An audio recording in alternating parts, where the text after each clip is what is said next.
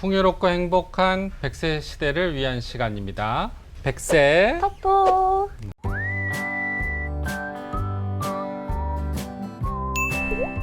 오늘 저희가 지난 시간에 이어서 지난 시간은 어떻게 보면 좀 안전하게 노후를 대처할 수 있는 연금에 대해서 돈의 수명을 늘리는 방법에 대해서 배워봤다면 근데 오늘은 좀 더 공격적으로 저희가 나가보려고 합니다. 네. 일명 돈에게 일을 시켜라. 돈에게 일을 시켜라. 일 시키는 거 좋아하세요, 부장님? 일을 시키는 건 좋죠. 좋아하죠. 네. 아, 역시 관리자의 마인드. 저는 일을 많이 시키는 돈에게 사람은 안 일을 시켜라. 좋던데. 네. 그러니까 돈에게 일을 시키면은 저희가 일을 안 해도 돈이 알아서 지가 일을 하면서 돈을 번다는 이야기겠죠? 그런 것 같아요. 그래서 이 돈을 좀 굴릴 수 있는 방법에 대해서 오늘은 조금 자세하게 알려드리려고 하는데 네, 그래서 네. 오늘 또 연금왕을 모셨습니다. 어서 오세요. 네, 고맙습니다. 안녕하십니까. 저 미래세 투자와 연금센터의 김동엽입니다. 반갑습니다. 네, 어서 오세요. 자, 근데 이 돈을 굴리는 방법에 대해서 저희가 들어가려고 제가 좀 생각을 해봤어요. 근데 이게 은퇴하고 노후 자금이잖아요. 그렇죠. 근데 이 자금을 공격적으로 굴려서 될 일입니까? 그래서 이제 기본적으로 기본 바탕은 있어야 되고요. 구분을 좀 자금을 나누셔야 돼요. 어떻게 나눠야 되냐면 내 노후 자금이 덩어리를 크게 두 덩어리 나는데 저는 이렇게 나눕니다. 곡간 자산이 있고 우물 자산이 있다라고 나눠요. 곳간과 자산. 우물. 곡간에 곡식이 가득 들어있으면 기분 되게 좋죠. 네. 그렇죠. 그래서 이제 뭐 노후 생활을 시작하면서 그 곡간에서 곡식을 하나씩 꺼내 쓴다고 이제 생각을 해볼게요. 과거에는 수명이 짧았을 때는 네, 네. 별 문제가 없었어요. 곡간에 아. 곡식이 떨어지기 전에 내가 먼저 죽으니까 그 문제가 없었는데 네. 그 수명이 언제까지 늘어날지 모르잖아요. 그렇죠. 혹시 수명 탈출 속도라는 이야기 들어보셨어요? 수명 탈출 속도? 수명을 탈출한다. 뭔가 더 오래 사는 방법. 뭐 그런 건데 어떤 거냐면 평균 수명이 늘어나는 속도가 1년에 1년 이상 늘어나게 되면 사람이 죽지 않는다는 거예요. 80세가 되면 죽는다고 생각을 하고 있는데 80세가 됐더니 수명이 81세로 늘어난 거예요. 네.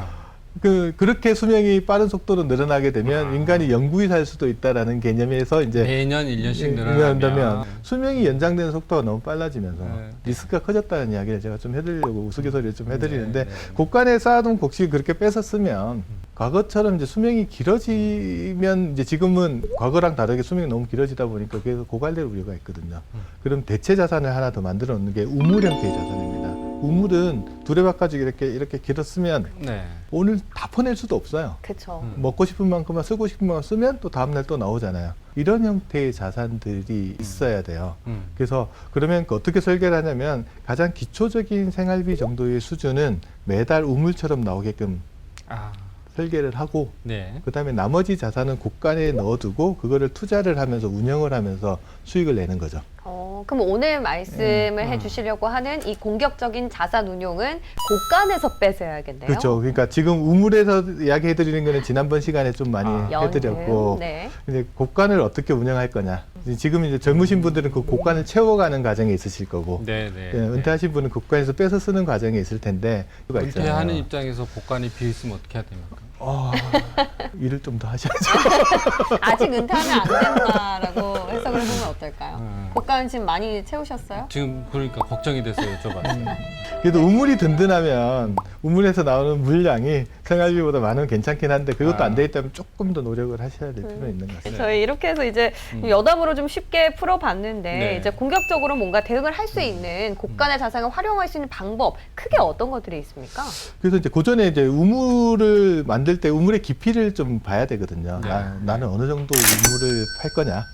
아. 하루에 나오는 한 달에 나오는 물량을 어느 정도로 만들어 놓을 거냐. 그러니까 노후 생활비 이야기하시는 것 같아요. 그렇죠, 네, 그렇죠. 네. 국장님 같으면 이제 은퇴할 나이도 다가왔으니까 네. 걱정도 하시니까 네. 한 달에 네. 부부가 두 사람이 살아가면 한 달 생활비를 어느 정도면 근데 적당하다고 뭐 생각하세요? 저기 개인마다 다 천차만별이겠지만은 여러 가지 금융연구소 같은데 조사를 보면은 한 200만 원 후반대 정도 부부가 1년 한 달 생활비로 이렇게 그러니까 소위 말해서 질문을 던지면 대부분 이렇게 답하세요. 네. 제가 물어본 거는 국장님 생활비가 본인의, 얼마냐고 물어봤는데 그러니까요. 통계를 이야기를 하세요. 그러니까 그 다들 말은 대부분 그렇죠. 거꾸로 이야기해 보면 네네. 본인의 노후 생활비에 대해서 심각하게 고민을 안 해봤다는 이야기거든요. 제가 제대로 답을 했네.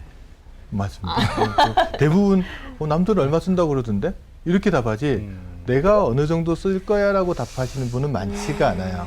그래서 그거를 왜 모르느냐 그러면 잘 안 해봤기 때문에 모르거든요. 그러면 근데 이제 그냥 쉽게 생각해서 지금 정도의 생활비로 사용한다고 가정을 하면 안 되나요? 보통 뭐 그 정도 쓰시는 분도 있고 거기에서 한 70% 범위 정도를 아. 생각하시는 분도 있는데 네. 은퇴생활 시기에 따라서 생활비 규모가 좀 달라진다는 연구도 있어요. 네네. 은퇴생활 초기를 이제 우리가 활동적인 시기라고 하거든요.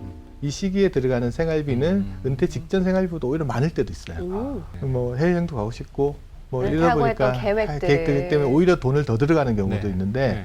그 시기가 한 지나고 5년 정도 10년 지나고 나면 활동적인 시기가 지나고 나면 우리가 회상의 시기가 온다고 그러거든요. 회상. 이게 제목도 참 멋있게 지어놨는데 네. 해외여행 가고 싶을 때 못 가고 옛날에 해외여행 갔던 사진을 보면서 하시는 시기. 돈은 들어가지 않겠네요. 그래서 돈은 상대적으로 제일 적게 들어가는 시기죠. 이게 이제 자금 여력도 문제도 있지만 건강 상태도 약간 안 좋아지면서 U자형 곡선을 그린다라고 보시면 될 것 같아요. 처음에 많이 들어가다 좀 줄다가 다시 이렇게 올라가는 구조를 그리는데 일반적으로 이제 국민연금연구원 같은 데서 통계로는 아까 말씀 통계 좋아하시니까 서울에서 적정하게 부부가 살아가는데 한 네. 319만 원 정도. 부장님 나중에 퇴직하시고 제가 여쭤볼게요. 200만 원씩 사용하고 계신지. 서울인 거죠, 그러니까. 네, 서울 네, 기준. 서울 기준. 서울 기준. 시골에 내려가서 싸게 살. 시골 도지역 같은 경우는 252만 원 정도. 오, 근데 괜찮아요. 그거보다 편하게 쓰시려면 이렇게 항목을 몇 개 나눠보죠. 식비, 주거비, 자동차, 스마트폰, 네. 통신비 이런 게 몇 개 항목을 나눠 가지고 얼마 정도 쓸지 써보시면 돼요. 근데 주거비 같은 경우는 이렇게 계산해요. 아파트 관리비가 평균 아파트 평당 10,000꼴 나와요. 그럼 한 30평대 되면 30만 원 내외. 왜냐면 그럼 봄 가을엔 좀 남고 가을 겨울엔 좀 네, 그렇죠. 그 난방. 여름 가을 겨울에는 좀 네. 모자라고 뭐 이렇게 될 거예요. 그다음 자동차 쓰시면 리스에서 쓰시잖아요. 뭐 이렇게 자동차는 뭐 쓰는 비용이 왔다 갔다 하지만 2000cc급 소나타 정도 되는 자동차를 리스에서 쓰시면 한 25만 30만 좋게 들어가거든요. 그래요? 거기다 기름값. 그렇죠. 스마트폰 쓰시면 본인만 쓰고 배우자는 못 쓰시게 할 거 아니잖아요. 넷플릭스도 봐야 되고 뭐도 봐야 되고 통신 문화비 돈 계산해 많이 보면 들어간다. 한 달에 들어가는 비용이 좋게 10에서 15만 원이 그쪽으로 또 들어가요. 그런 거 경조비 네, 네. 뭐 네. 어느 정도 그다음 용돈으로 하루에 만 원씩만 줘도 30만 원 배우자도 쓰면 30만 원 이런 식으로 항목을 딱 나눠 가지고 더한 다음에 썸을 해보면 네, 네. 합계를 해보면 생활비 규모를 어느 정도 추정할 수 있고 이거는 이제 통계에 의한 게 아니고 나만의 생활비가 되죠. 네. 그런 과정에서 그걸 배우자랑 한번 같이 해보시면 이 사람하고 내가 얼마만큼 다른 생각을 가지고 있는지 확연히 드러날 수도 있기 때문에 그거를 한번 노후 해서 가계부를 은퇴 한번. 전에 정확히 한번 가계부를 점검해 보는 게 중요하겠네요. 그래서 그거만큼을 기본적으로 우물에서 나오게끔 세팅을 국민연금 뭐 다른 연금들을 활용해서 좀 세팅을 해놓으시고 그다음에 나머지 자금이 있으면 그걸 이제 투자를 해서 네. 수익을 가져가는 구조를 가져가는 거죠. 그래서 우물을 먼저 잘 정확하게 우물이 든든해야 왜냐하면 매번 나오는 생활비가 특정하면 수익이 안 나거나 손실이 났을 때 버틸 수가 있어요. 그러네요.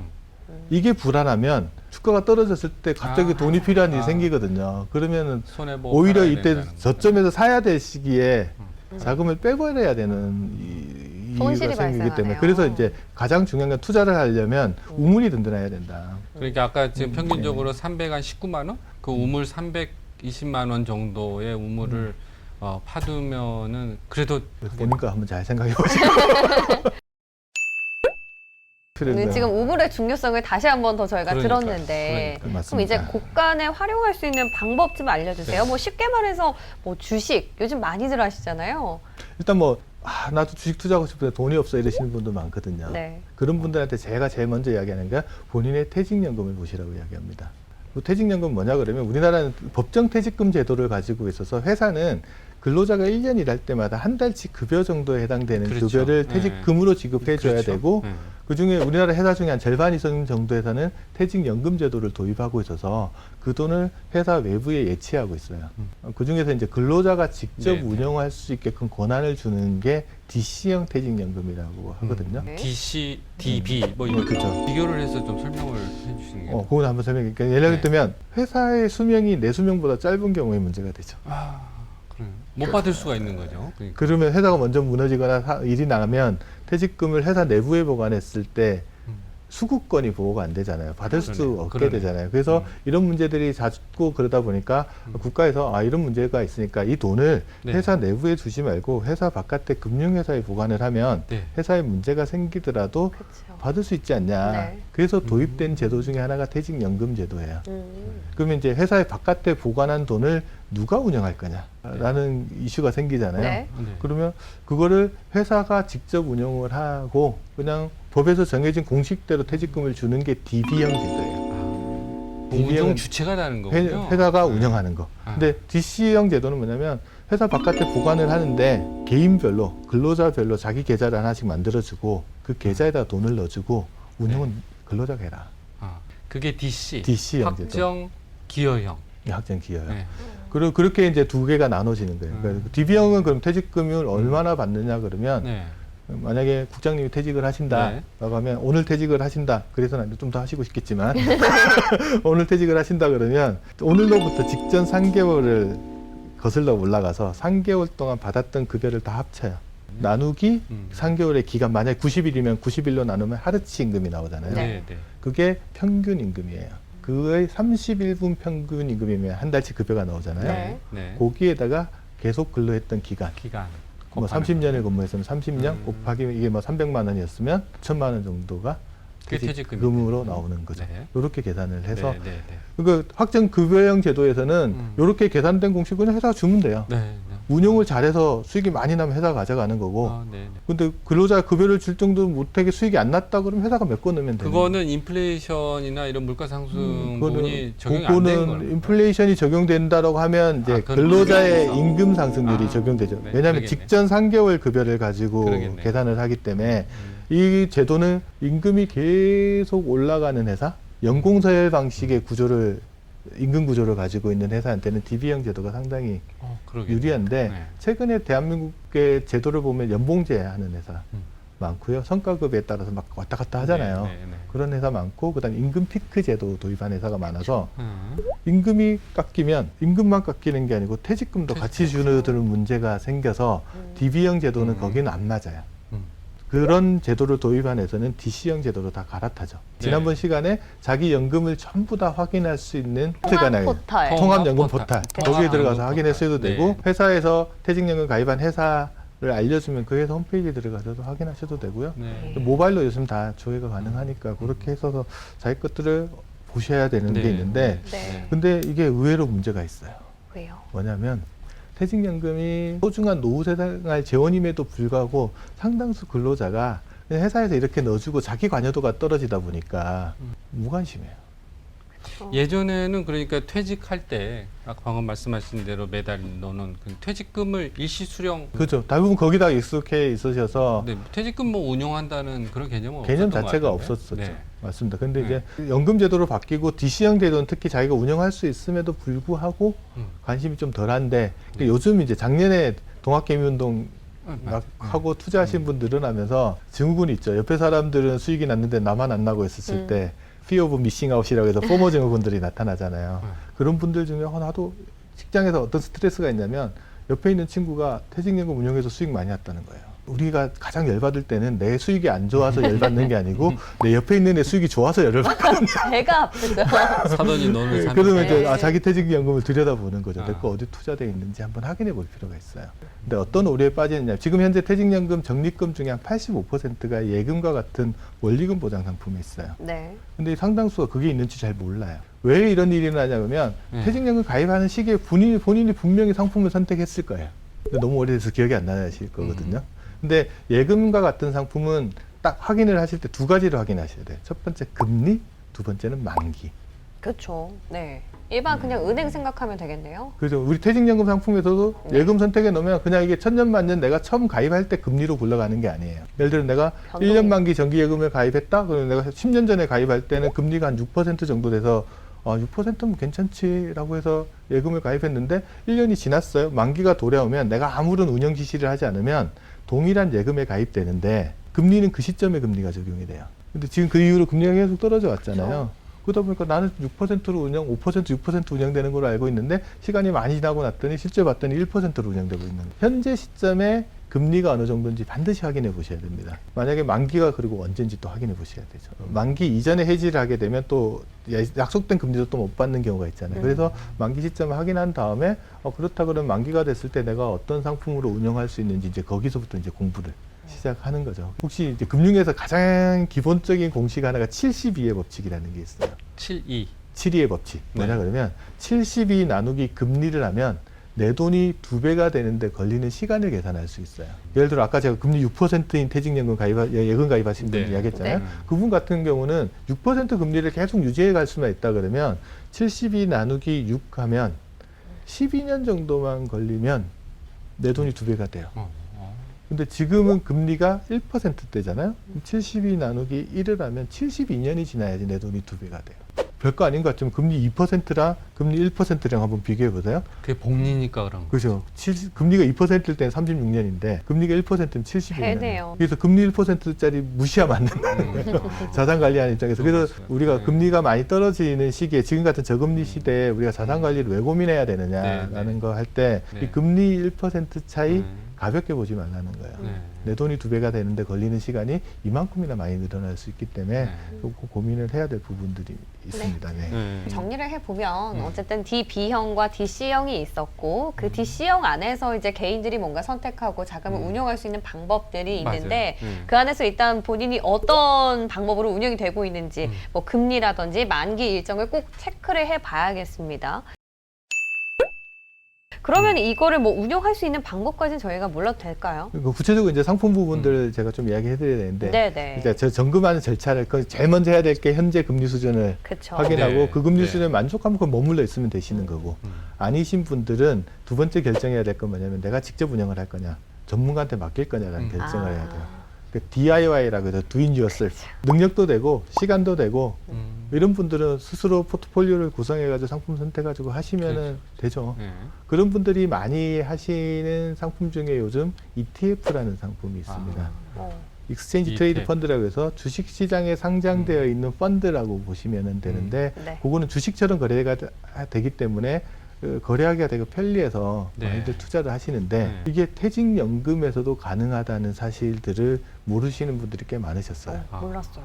네. 투자할 수 있는 한도는 정해놨어요. 그래서 주식 비중이 한 40%가 넘어가는 네, 펀드들 네, 같은 경우에는 네. 자기 퇴직금 자금의 70%까지만 투자할 수 있도록 제한을 두고 있어서 네, ETF에 네. 투자하더라도 내가 예를 들어 1,000만 원이 있다 그러면 700만 원까지는 ETF, 주식형 ETF에 투자할 수 있고 네. 300만 원은 조금 안전한 곳에 보관하는 식으로 할 수 있는데 제가 말씀드리는 거는 약간 공격적으로 운영하시는 분들 중에서는 ETF라는 자산을 퇴직금으로도 운영할 수 있다는 걸 알고 계시면은 그 다음에 이제 나는 모르겠어. 능력도 안 되고 시간도 부족해. 근데 정기예금 금리에는 도저히 만족할 수가 없어.